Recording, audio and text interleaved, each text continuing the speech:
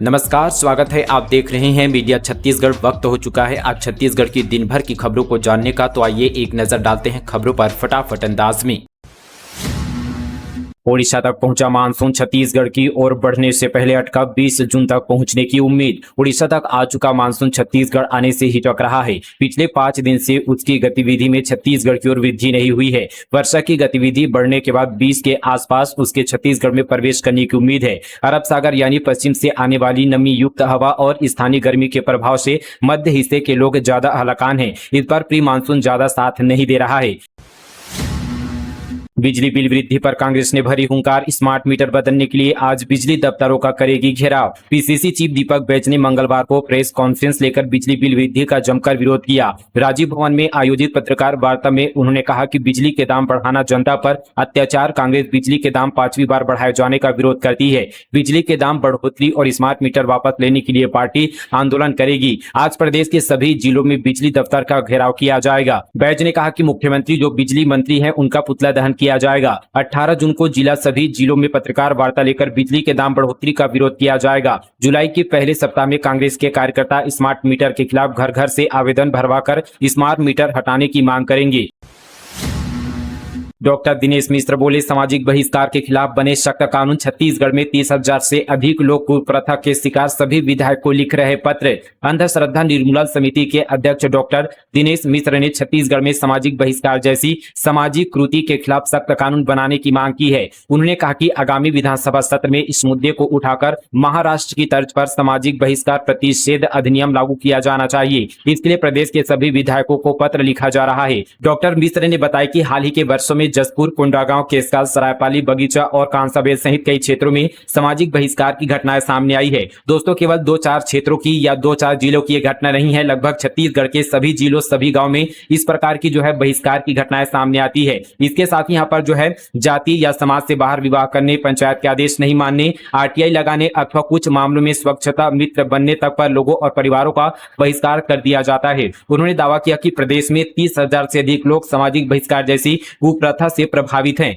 Doctor मिश्र ने कहा कि सामाजिक बहिष्कार के बाद संबंधित व्यक्ति और उसका परिवार गांव में लगभग अलग थलग पड़ जाता है। उनसे कोई बातचीत नहीं करता और सामाजिक संबंध समाप्त कर दिए जाते हैं। ऐसे परिवारों को सामाजिक हैंडपंप से पानी लेने, तालाब में निस्तार करने, सामाजिक कार्यक्रमों में शामिल होने, पंगत में बैठने, दुकानों से सामान लेने, मजदूरी करने और शादी विवाह जैसे आयोजनों में भाग लेने से भी रोक दिया जाता है। कई बार बहिष्कार समाप्त करने के लिए जुर्माना, अनाज, शारीरिक दंड या गाँव छोड़ने जैसे फरमान भी सुनाए जाते हैं। उन्होंने कहा कि सामाजिक बहिष्कार के कारण हत्या, प्रताड़ना और पलायन जैसी घटनाएं भी सामने आती रहती है। इसके बावजूद इस कृति को रोकने के लिए कोई विशेष और प्रभावी कानून राज्य में मौजूद नहीं है। डॉक्टर मिश्र के अनुसार सूचना के अधिकार के तहत प्राप्त जानकारी में यह भी सामने आया है कि सामाजिक बहिष्कार से जुड़े मामलों का कोई अलग रिकॉर्ड न तो नेशनल क्राइम रिकॉर्ड्स ब्यूरो, न ही राज्य सरकार और न ही पुलिस विभाग के पास उपलब्ध है।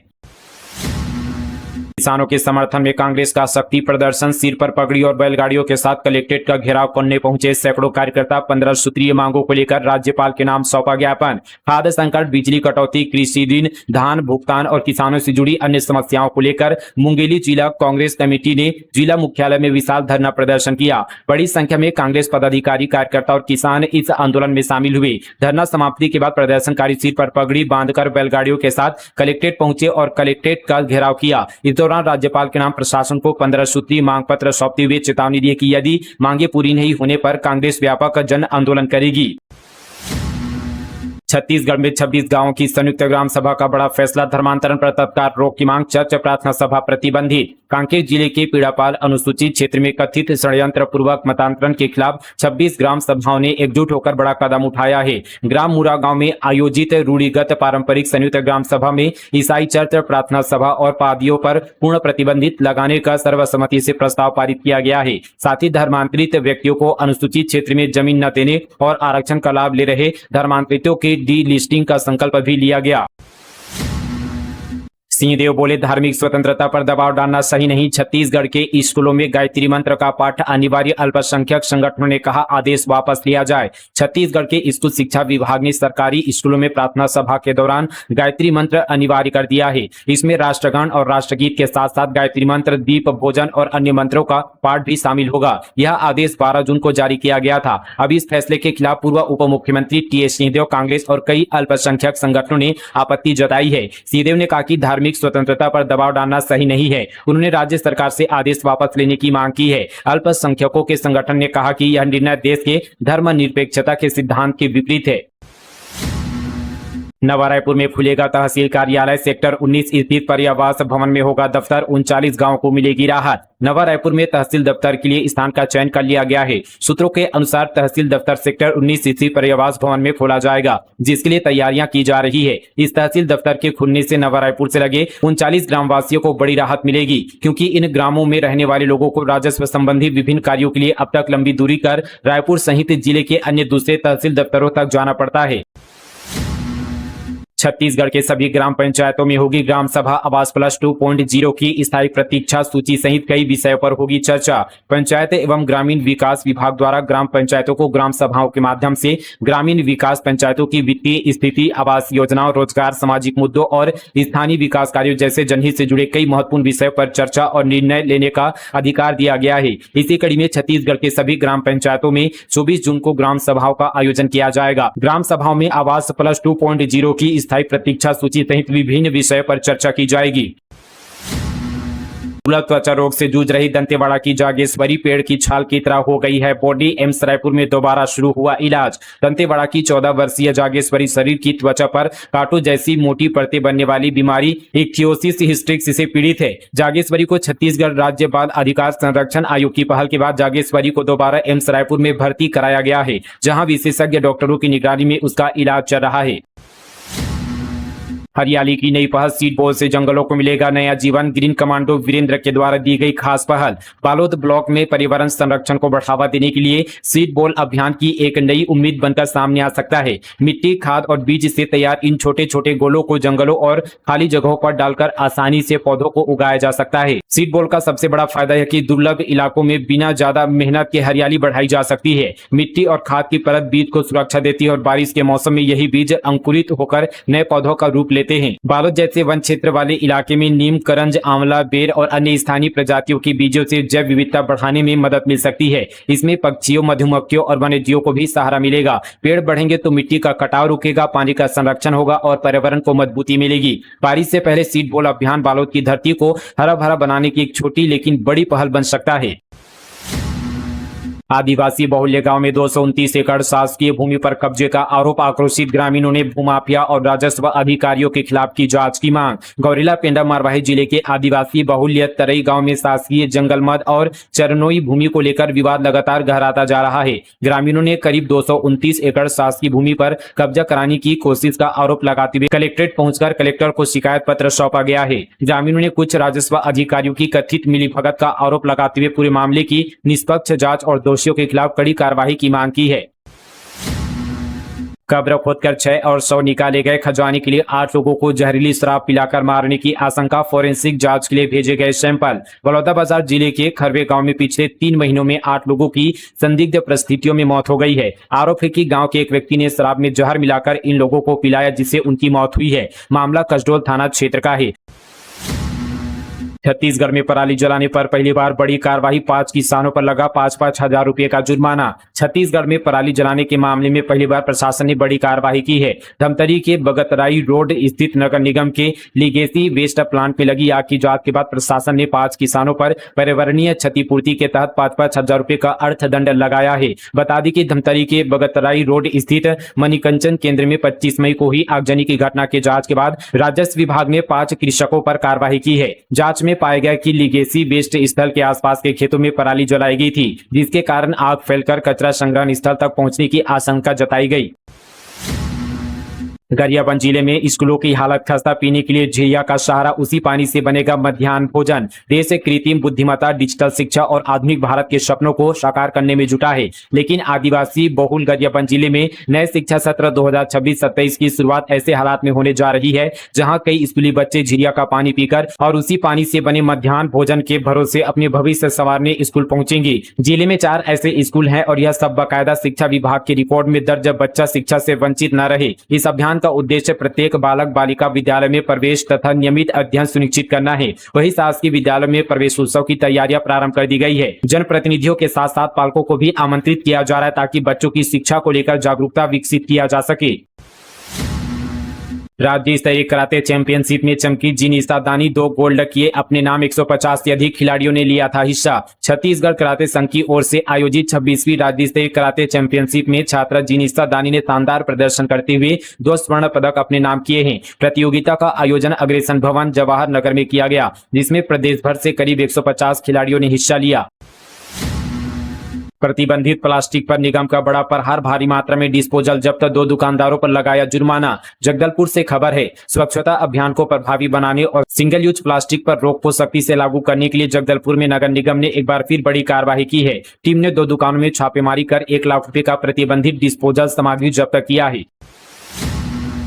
50 गांव के लोग सड़क पर उतरे, 150 किलोमीटर पैदल चलकर पहुंचे जिला मुख्यालय, अफसर से कर दी ये मांग। एमसीबी जिले से बड़ी खबर है। भरतपुर विकासखंड के 50 गांव से बड़ी संख्या में ग्रामीण बीते दिन अपनी 11 सूत्री मांगों को लेकर जिला मुख्यालय स्थित कलेक्ट्रेट पहुंचे। एकता परिषद के बैनर तले पहुंचे ग्रामीणों ने कलेक्टर संत देवी जांगड़े से मुलाकात कर अपनी समस्याएं गिनाई। ग्रामीणों ने कलेक्टर से मुलाकात में वन अधिकार से जुड़े मामलों में राहत देने की मांग की है।